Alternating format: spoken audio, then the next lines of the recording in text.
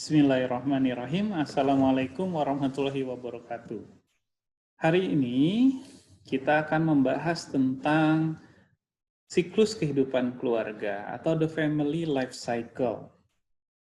Nah, materi utama kita nanti adalah tahapan keluarga dari Duval. Tapi nanti kita akan membahas juga tahapan-tahapan yang disampaikan oleh tokoh-tokoh yang lain. Oke, mari kita mulai. Nah, tahapan siklus keluarga itu banyak sebenarnya tokoh-tokoh yang menyampaikan teori tentang tahapan siklus keluarga ini. Nah, pembagian dari tokoh-tokoh tersebut tentunya berbeda-beda, tergantung dari sudut pandang para tokoh itu. Faktor apa sih ya menurut mereka itu penting? Di buku Duval, secara umum keluarga itu dibagi menjadi dua, yaitu expanding family stage dan the contracting family stage. Apa sih expanding family stage itu? Expanding family stage itu adalah tahapan di mana tahapannya itu keluarga itu dimulai ketika pernikahan itu terjadi sampai dengan anak-anaknya itu tumbuh dewasa. Kemudian tahapan itu dilanjutkan ke tahapan berikutnya, yaitu the contracting family stage. Dimulai ketika anak-anak yang tadi sudah dewasa itu keluar dari rumah sehingga mereka mempunyai kehidupannya sendiri.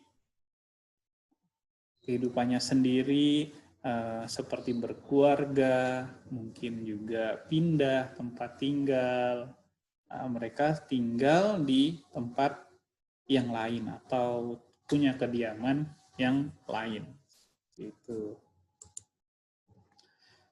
Nah, ada tokoh yang namanya Sorokin. Dia membagi siklus kehidupan keluarga itu menjadi 4 tahapan. Tahapannya sendiri yang ia buat itu didasarkan pada perubahan jumlah keluarga.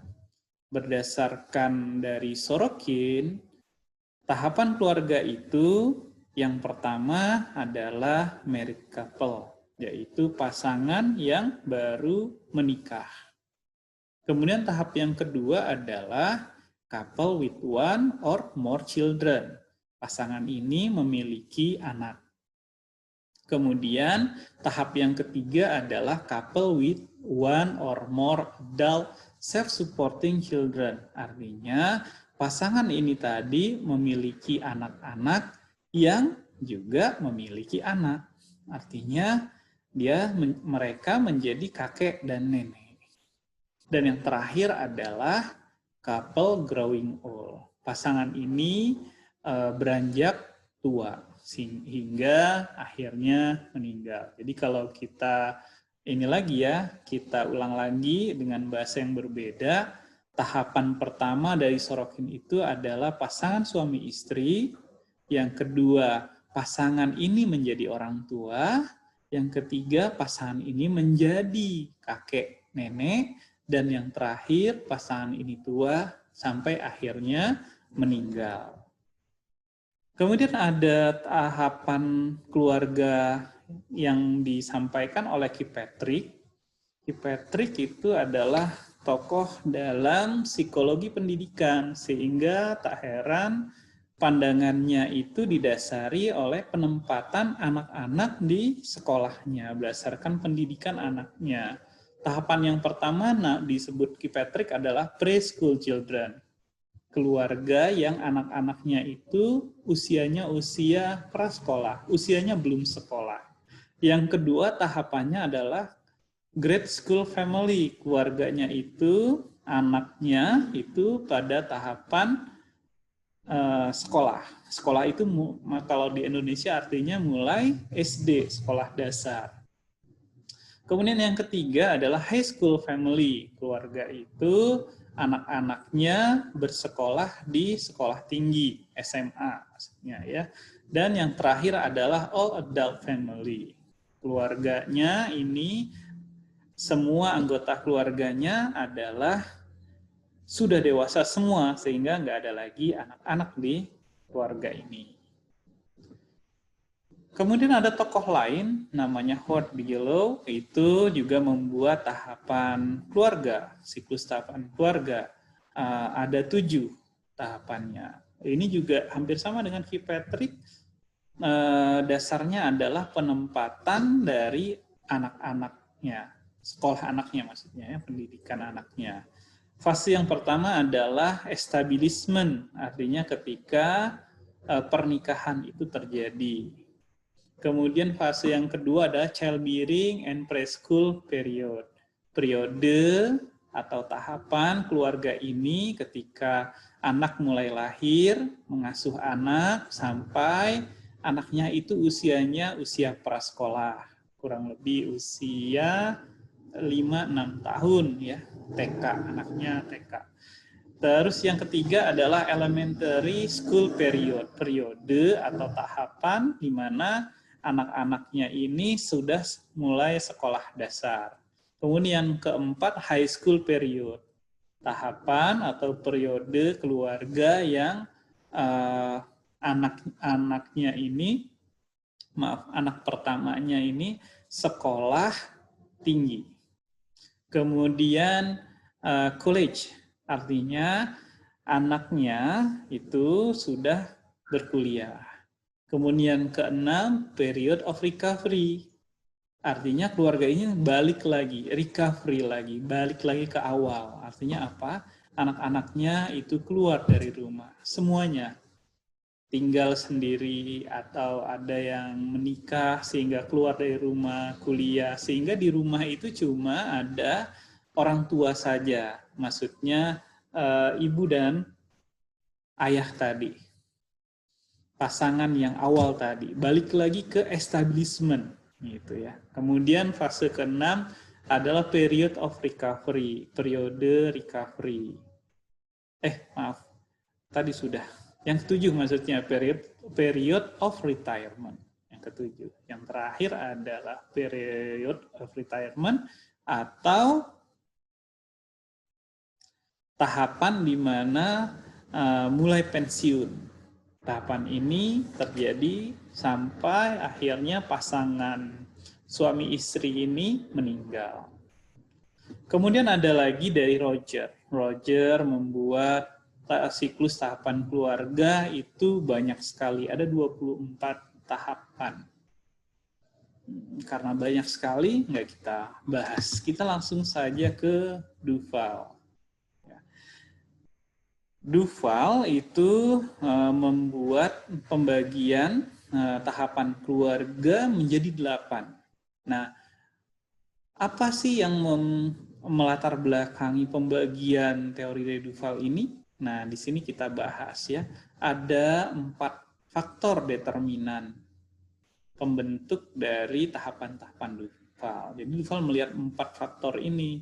Satu adalah pola pluralitas pattern, pola pluralitas di keluarga itu.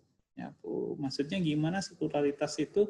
Jadi semakin plural, semakin banyak jumlahnya. Misalnya tadi yang pertama adalah ibu dan anak misalnya, suami dan istri, suami istri. Kemudian keluarga itu jadi mempunyai anak. Kemudian keluarga itu mempunyai cucu. Nah, seperti itu. Itu pluralnya, plural. Jadi semakin bertambahnya jumlah, polanya itu bertambah jumlahnya.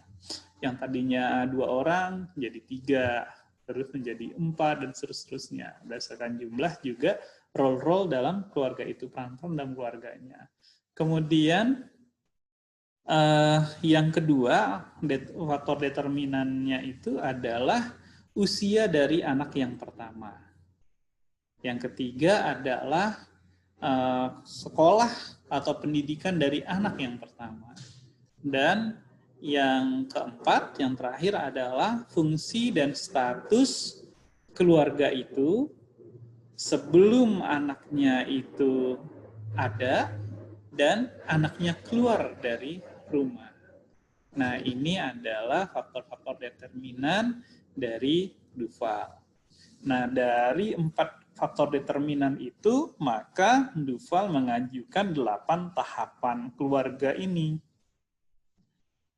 Yang pertama tahapannya namanya adalah married couple. Pasangan suami istri, pasangan yang menikah. Tahapan yang kedua adalah childbearing family. Artinya keluarga ini dalam fase pengasuhan. Fase pengasuhan itu dimulai ketika lahir sampai anaknya usia 30 bulan atau 2,5 tahun. Kemudian yang ketiga adalah family with preschool children. Keluarga dengan anak usia prasekolah. Usia prasekolah itu artinya anaknya usia 2,5 tahun sampai dengan 6 tahun. Fase yang keempat adalah family with school children. Keluarga dengan anak yang usianya sekolah. Usia sekolah itu 6 tahun sampai dengan 13 tahun. Kemudian yang kelima, tahapan yang kelima adalah family with teenager. Keluarga dengan anak-anaknya di usia remaja. Usia remaja itu artinya anaknya usia 13 sampai dengan 20 tahun. Kemudian fase yang keenam adalah family launching young adult. Keluarga itu anak pertamanya itu sudah usianya usia dewasa awal, artinya usianya sekitar 20 tahun. Dan anaknya launching. Launching itu maksudnya keluar dari rumah. Entah itu kuliah, ataukah dia menikah, seperti itu. Kemudian tahap yang ketujuh adalah middle age parent, atau nama lainnya emptiness. Emptiness itu atau sarang kosong. Sarang kosong itu artinya anak-anaknya itu sudah keluar dari rumah. Semuanya keluar dari rumah. Keluarnya bukan diusir ya, ataupun keluarnya itu karena kabur, tapi keluarnya itu karena pendidikan, karena sekolah, karena menikah. Dan yang terakhir, aging family member. Jadi anggota keluarganya semuanya sudah menua, ya. Usianya itu sudah menua, dimulai ketika pensiun sampai dengan kedua pasangan ini akhirnya meninggal dunia. Tahapan-tahapan dari Duval tentu mempunyai limitasi, mempunyai keterbatasan. Nah, keterbatasannya apa? Salah satunya adalah pertama, stage-nya overlap, tahapannya overlap. Maksudnya overlap gimana? Misalnya ya, anaknya keluarga itu punya anak 2. Anak yang pertamanya itu adalah pada tahapan remaja, family with teenager. Anak yang kedua gimana? Anak yang keduanya misalnya baru lahir, atau preschool family, preschool, prasekolah. Nah, anak yang kedua masuknya stage yang mana?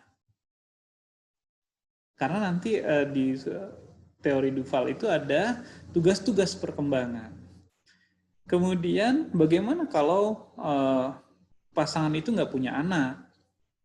Pasangan itu misalnya ada adopsi mengangkat anak. Atau bagaimana ya teori Duval menjelaskan tentang cohabitation. Nah, walaupun jadi kontroversi ya, apa cohabitation itu adalah keluarga atau bukan. Homoseksual juga, kalau keluarganya bentuk keluarganya homoseksual, atau bentuk-bentuk lain dari keluarga, misalnya yang bercerai, yang kemudian menikah kembali, seperti apa.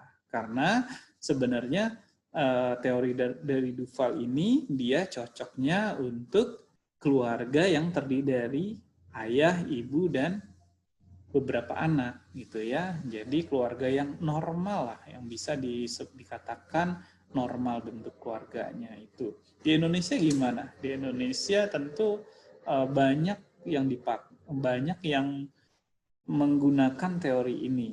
Konselor-konselor pernikahan itu banyak yang mendasari konselingnya, terapi pernikahannya didasarkan pada teori Duval ini.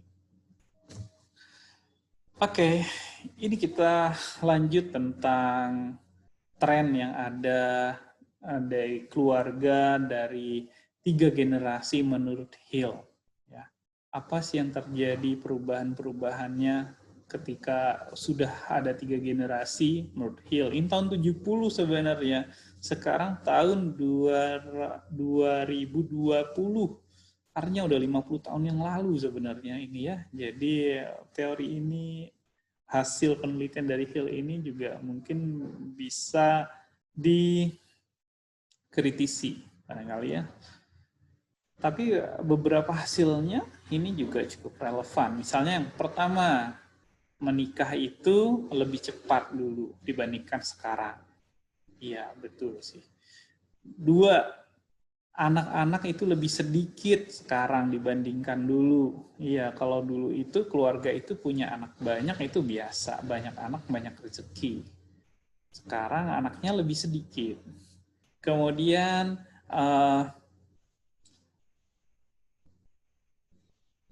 jarak antara anak itu juga nggak dekat. Barangkali ya kalau dulu barangkali setiap setahun sekali ada anaknya, atau perbedaan antara kakak dan adik cuma setahun. Sekarang lebih ini ya, lebih proporsional barangkali, atau lebih renggang jaraknya. Keluarga dengan orang tua juga seperti itu.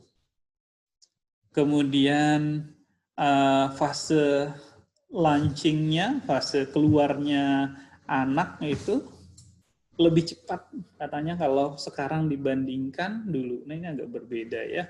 Kalau di Indonesia kayak gimana? Indonesia juga mungkin agak berbeda juga, karena banyak ditemukan juga ketika misalnya kuliah atau menikah justru tidak merantau, tidak ngekos, tidak pindah dari rumahnya. Bahkan ketika menikah tetap tinggal di rumah orang tua. Misalnya seperti itu, tentu agak beda. Kemudian periode pengasuhan juga lebih pendek katanya sekarang dibandingkan dulu. Kemudian katanya lagi adalah fase emptiness, fase emptiness pasangan suami istri itu katanya kalau di Amerika tahun 70 semakin lebih lama dibandingkan dulu. Jadi waktu berduaan lebih lama. Apakah sama di Indonesia? Kalau tadi ceritanya tentang bahwa anaknya masih tinggal di rumah orang tua, maka biasanya malah kakek neneknya yang menjaga, mengasuh cucu-cucunya. Itu ya agak berbeda juga. Kemudian juga fase pensiun itu juga katanya lebih cepat katanya. Bakemudian juga angka harapan hidup itu lebih baik daripada dulu. Itu kemudian.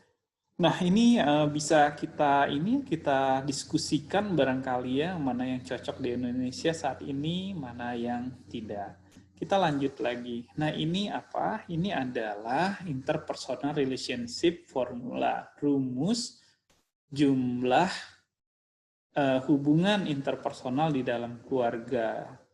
Rumusnya seperti apa? X sama dengan Y pangkat 2 dikurangi Y dibagi 2. X itu adalah jumlah interpersonal, Y itu adalah jumlah orang. Mungkin masih bingung, langsung kita cobakan saja ya. Misalnya, kita ingin tahu berapa jumlah interpersonal pada pasangan married couple. Married couple itu jumlah orangnya adalah 2, maka Y sama dengan 2. Suami dan istri. Ada berapa ya jumlah interpersonal relationship-nya? Kita cari ya. 2 pangkat 2 sama dengan 4. 4 dikurangi 2 sama dengan 2. 2 dibagi 2 sama dengan 1. Ada 1 interpersonal relationship di keluarga itu. Benar nggak? Benar kan? Pas suami sama istri. Jadi cuma 1 aja hubungannya. Coba sekarang mereka punya anak, childbearing family. Jadi Y-nya menjadi 3. Jumlah anaknya ada 3.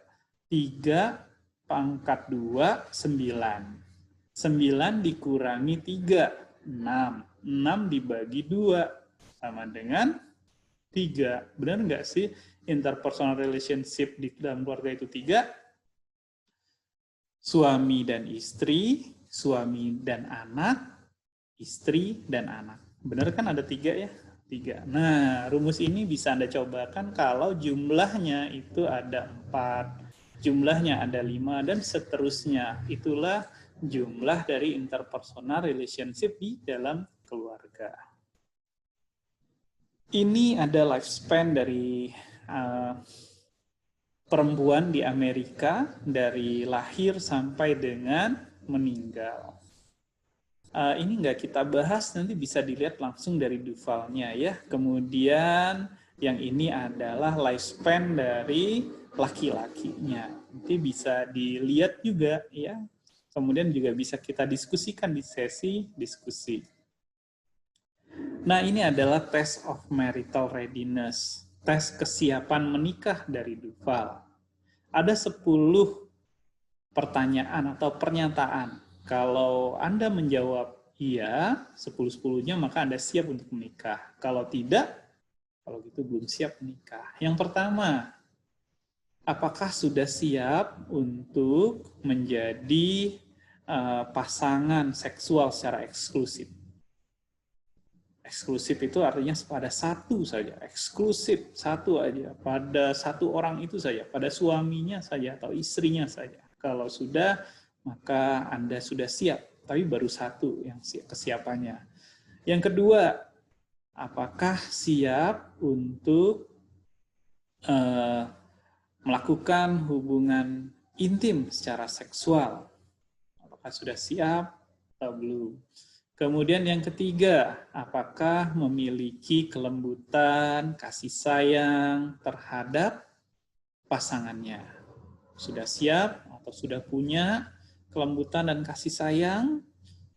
Nah, yang keempat, menunjukkan ketertarikan tentang emosi, kehidupan emosi pasangannya, dan perkembangan emosi pasangannya. Artinya, emosi itu kan banyak ya, banyak. Nggak, emosi itu nggak hanya tentang bahagia saja, tapi ada sedih, ada marah, dan lain-lain. Apakah siap dengan emosi-emosi pasangan hidupnya, bagaimana emosi pasangan hidupnya, gitu, bisa menerima. Kemudian yang kelima, apakah sudah siap membagi, sharing, keakraban, keintiman dengan pasangannya, with the others, pasangannya ya, bukan orang lain ya, others itu bukan yang lain, tapi cuma sama pasangannya aja membagi keintiman, keakraban. Kalau sudah siap, nah artinya sudah siap untuk menikah. Kemudian merging personal plan with those of the other, menyatukan apa rencana-rencana dengan pasangannya. Apakah sudah siap? Apakah sudah merencanakan, punya perencanaan? Kemudian, apakah sudah memiliki pemahaman yang realistik terhadap karakteristik personalnya? Karakteristik barangkali, apakah bisa terima dia apa adanya? Mungkin bahasa lainnya seperti apakah sudah bisa menerima apa adanya? Oh, orangnya misalnya judes, pemarah, orangnya malas, atau hal yang baik atau yang buruk dia di pasangannya, harus realistik. Kemudian juga apakah sudah realistik dalam melihat masalah ekonomi, masalah keuangan, apakah sudah siap? Jadi nggak hanya nikah itu siap, tapi nggak mikirin tentang ekonominya. Kemudian yang kesembilan adalah apakah sudah memiliki kapasitas, secara realistik memiliki kapasitas. Realistik itu artinya memang betul-betul real, punya kapasitas ya, berkontribusi dalam pernikahannya. Apakah sudah siap atau tidak? Gitu ya.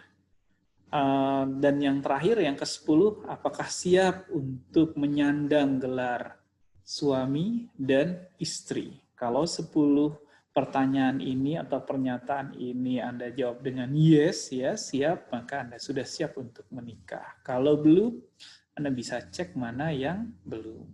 Nah, ya demikian materi tentang siklus tahapan keluarga.